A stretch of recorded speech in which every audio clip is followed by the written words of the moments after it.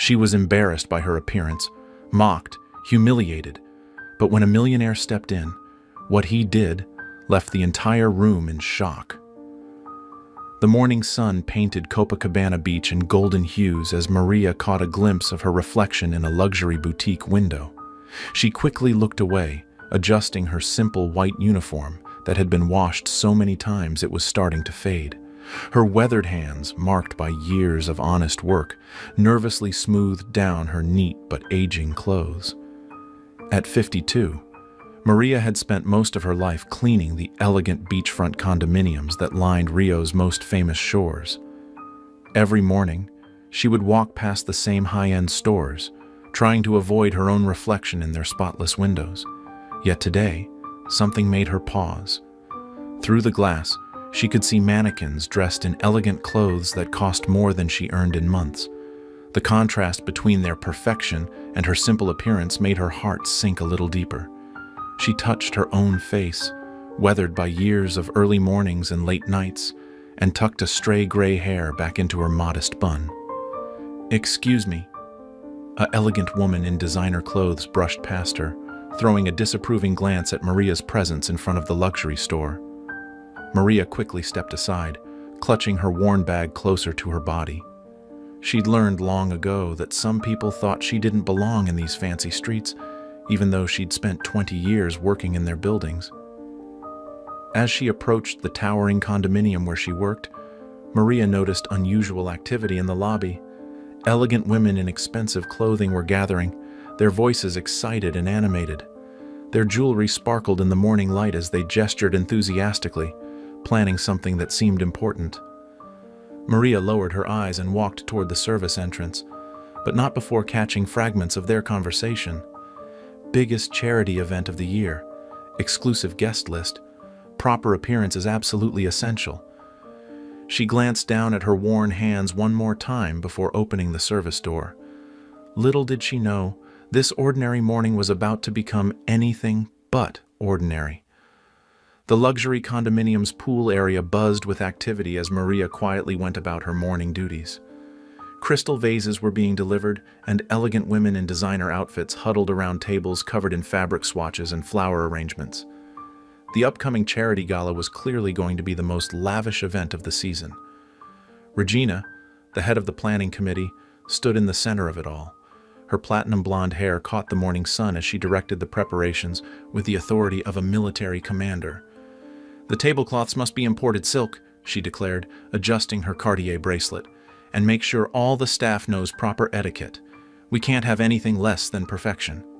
Maria tried to make herself invisible as she cleaned nearby, but the marble floors wouldn't scrub themselves. As she worked, the women's conversations floated over to her like unwelcome guests. "Did you hear? Thomas Anderson himself is attending," one of the women whispered excitedly. "The American tech millionaire who just moved to Rio?" "Well, then everything must be absolutely flawless," Regina responded, her red-soled shoes clicking against the tile. "This event will be featured in all the society columns. We can't have anything or anyone embarrassing us." Maria's hands slowed their scrubbing as she felt Regina's gaze fall upon her. The weight of it was heavy, like the humid Rio air before a storm. "Maria," Regina's voice cut through the morning chatter, "since you're here, you'll need to help with the gala preparations.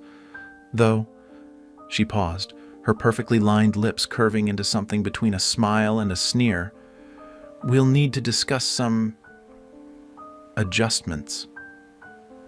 The other women exchanged knowing looks, their diamond rings glinting in the sunlight. Maria's heart began to race as she realized what was coming next. "These hands," Regina's voice dripped with disdain as she gestured to Maria's weathered fingers, "simply won't do for handling our fine crystal and china." The morning sun felt suddenly cold as the other women gathered around, their designer perfumes overwhelming the ocean breeze. Patricia adjusted her Gucci sunglasses, peering down at Maria. "Just look at that uniform. It's practically threadbare." She turned to Regina, deliberately speaking as if Maria wasn't there. "We can't have someone looking so, well, during such an exclusive event." Especially with Thomas Anderson attending, Sandra chimed in, her Botox-frozen features attempting to show concern. He's used to a certain standard. After all, he just came from Manhattan's elite circles. Maria's chest tightened as she continued arranging flowers, each petal suddenly feeling like it might break under her careful touch. 20 years of service in this building, and she had never felt more out of place. "And that hair," Beatrice added, touching her own perfectly styled blonde locks. All those gray strands peeking out. "It's just not appropriate for an event of this caliber." Regina stepped closer to Maria, her red-soled heels clicking against the marble floor like a judge's gavel. "Listen carefully," she said, her voice barely above a whisper but sharp enough to cut glass. "During the gala, you'll need to stay completely out of sight. Use the service corridors only. We can't have you." She paused, examining her diamond rings. "Distracting our guests." Fighting back tears that burned behind her eyes, Maria nodded silently. She gathered her cleaning supplies, her movements mechanical, years of dignity warring with the shame that threatened to overwhelm her. As she retreated to the service area, the women's laughter echoed off the pristine walls. She closed the door behind her, finally allowing a single tear to fall. But as she wiped it away, something caught her eye through the service door's window. A tall, distinguished-looking man had stopped in the lobby, watching the scene with an unreadable expression. Thomas Anderson stood motionless in the lobby, his blue eyes fixed on the service door where Maria had disappeared. His hand unconsciously touched the worn photograph he always carried in his wallet, a picture of his mother in her own cleaning uniform, taken decades ago in a small Minnesota town. The scene he'd just witnessed transported him back 30 years, to when he was just a teenager watching his mother endure similar treatment at the country club where she worked. Her hands, like Maria's, had been weathered by years of honest work. He remembered how she would come home after long days, tired but never broken, her dignity intact despite others' attempts to diminish her. Now, standing in his newly adopted home of Rio de Janeiro, surrounded by marble and ocean views that his billions could easily afford, Thomas felt that familiar fire in his chest, the same one that had driven him from those humble beginnings to becoming a tech industry titan. He watched as Regina and her group continued their party planning, their laughter echoing off the expensive walls.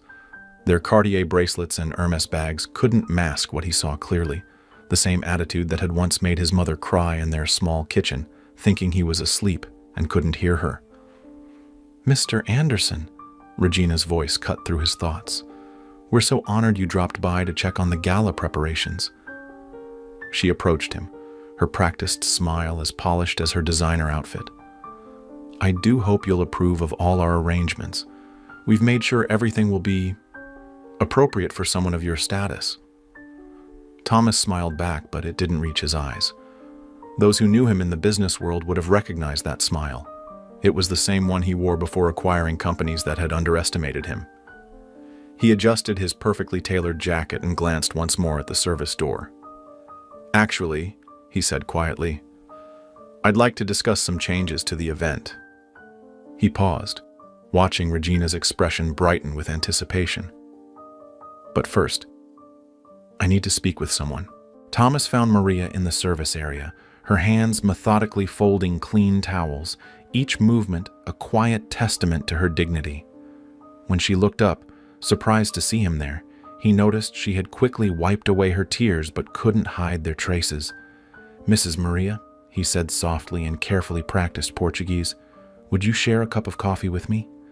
He gestured to the simple staff break room, away from the noise of party preparations and judgmental stares. Initially hesitant, Maria smoothed her uniform nervously. "Sir, I don't think... someone like you shouldn't..." "Please," Thomas smiled, reminding her of her own grandson's gentle ways. "I insist." Over simple coffee and paper cups, Maria's story unfolded like a well-worn book. She spoke of her granddaughter Anna, a brilliant student who dreamed of medical school. Her eyes lit up describing how Anna studied by candlelight during power outages, determined to create a better future. "Every extra shift, every weekend I work," Maria explained, her weathered hands cradling the coffee cup. "It all goes to her university fund." She smiled softly. 3 years of saving, and I'm almost halfway there." Thomas listened intently, noting how Maria spoke more of her pride in Anna's achievements than of the day's humiliation. When she mentioned working additional night shifts at a restaurant to earn extra money, he thought of his own mother's second job as a waitress. "Your granddaughter is lucky to have you," Thomas said, touching the worn photograph in his pocket. He paused, considering his next words carefully. "Mrs. Maria, would you do me a favor?" "Of course, sir," she replied, already standing to fetch whatever he might need. "Please make sure you attend the gala tomorrow night." Maria's eyes widened in confusion. "But sir, they said... I'm not supposed to... I don't have anything to..." Thomas stood, straightening his expensive jacket. "Trust me," he said, a glimmer in his blue eyes. "I have a plan that will change everything. But I need you to be brave enough to walk through the front door tomorrow night." As he left the break room, Maria watched him go, her heart pounding with equal parts fear and curiosity. What could this American millionaire be planning? And why did he seem so interested in helping a simple housekeeper like her? The evening of the gala transformed the condominium's pool area into a scene from a fairy tale. Crystal chandeliers sparkled above elegant tables, while Rio's sunset painted the sky in magnificent golds and pinks. The city's elite arrived in their finest attire, a parade of designer gowns and custom suits. Regina stood triumphantly by the entrance, greeting guests alongside her social circle. Her red Valentino gown caught every eye, just as she'd intended. "Thomas Anderson should be arriving any minute," she whispered excitedly to Patricia. "Everything is absolutely perfect." Right on cue, a sleek black car pulled up to the entrance. Thomas emerged, cutting an impressive figure in his perfectly tailored tuxedo. But instead of immediately greeting Regina, he stood by his car, as if waiting for someone. A second car arrived. The crowd watched curiously as Thomas walked over and opened its door himself. A collective gasp rippled through the gathering as Maria stepped out, wearing a simple but elegant navy blue dress. Regina's face flushed red. "What is she doing here?" she hissed to Sandra. "And through the front entrance." Before anyone could intervene, Thomas offered Maria his arm and escorted her past the shocked onlookers. He guided her to the center of the event space, where a microphone had been set up for speeches. "Good evening, ladies and gentlemen," his voice commanded immediate attention. "Before we begin tonight's festivities, I have an important announcement about my foundation's donation to this charity." He paused, his blue eyes scanning the crowd. "But first, I need to share a story about value. True value. And it begins with this remarkable woman standing beside me." Regina's champagne glass trembled in her hand as Thomas continued, "I'm prepared to donate $1 million tonight." Another pause. "However, there are some conditions that might surprise you." "For years," Thomas's voice carried across the now silent crowd, "there has been an anonymous donor supporting the local children's shelter near Copacabana.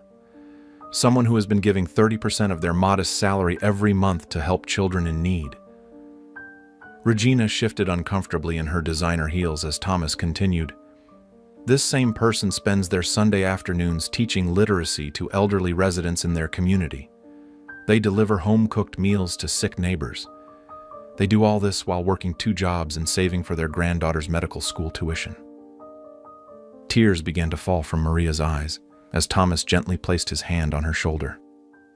"Ladies and gentlemen, that anonymous donor stands before you tonight, not in a designer dress or expensive jewelry, but in something far more valuable, a heart of pure gold."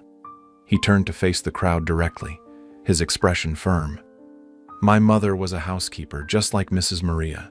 She taught me that true wealth isn't in what we wear or how we look, it's in what we give to others." Thomas reached into his jacket and pulled out an envelope. "So here are my conditions. The Anderson Foundation will donate $1 million, but it will be managed by a new board, a board that will be chaired by Mrs. Maria." Gasps and whispers erupted through the crowd. Regina's face turned pale as Thomas continued. "Furthermore, I'm establishing the Maria Santos Scholarship Foundation with an initial endowment of $5 million to help working-class students pursue higher education. Maria's hands trembled as Thomas handed her the envelope. Your granddaughter Anna's medical school tuition is already taken care of, he said softly, before turning back to the microphone with one final announcement. But before we celebrate, there's something else you all need to know about Mrs. Maria's past. 25 years ago, Thomas revealed, his voice softening, a young cleaning woman found a lost little girl crying in the lobby of this very building. That woman spent her entire lunch break comforting the child, sharing her simple sandwich and helping locate her mother. He paused, his eyes meeting Regina's. That little girl was your daughter, Regina. Regina's perfectly made-up face crumpled as recognition dawned. I remember that day, she whispered, her hand covering her mouth. You sang to her to stop her crying.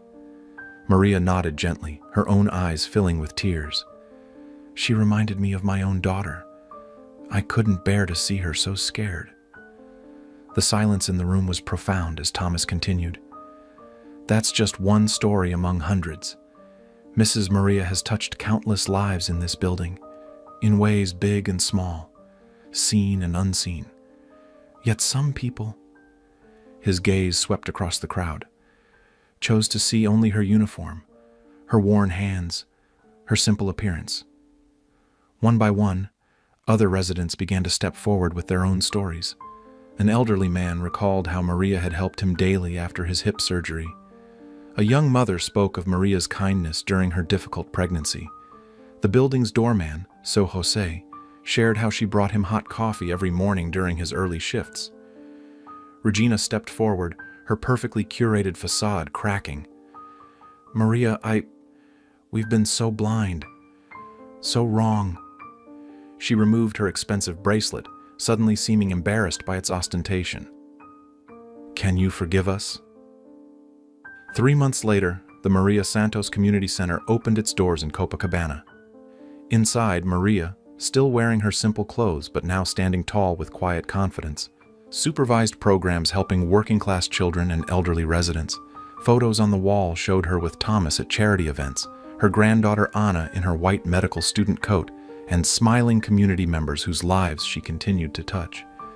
Regina and her friends became regular volunteers at the center, having learned that true elegance comes from how you treat others, not from what you wear. They often joined Maria for coffee in the simple break room, where the most valuable things shared weren't designer labels or expensive jewelry, but rather kindness, respect, and genuine friendship. As for Thomas, he kept his mother's photograph on prominent display in his office, right next to a new picture.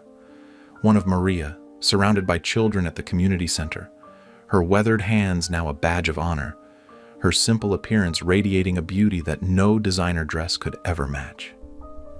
Every morning, Maria still walked past those same luxury store windows. But now, when she caught her reflection, she saw what others had finally learned to see.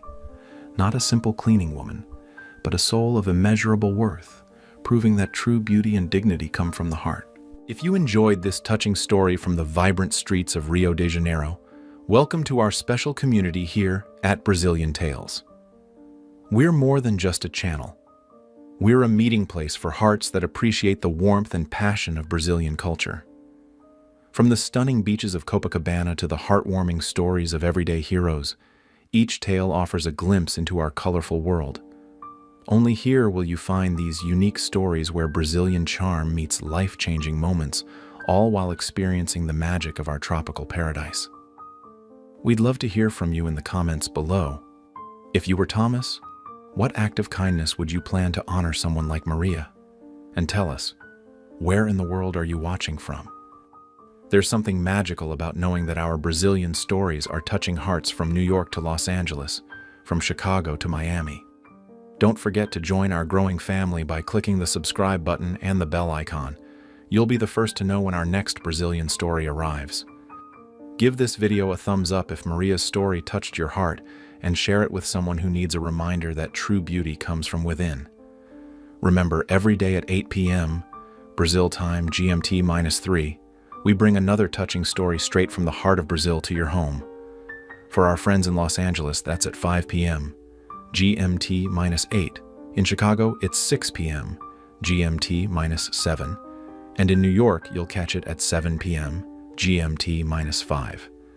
Come be a part of our Brazilian Tales community, where each story carries the warmth of our tropical sun and the embrace of our culture. See you in our next Brazilian Tale.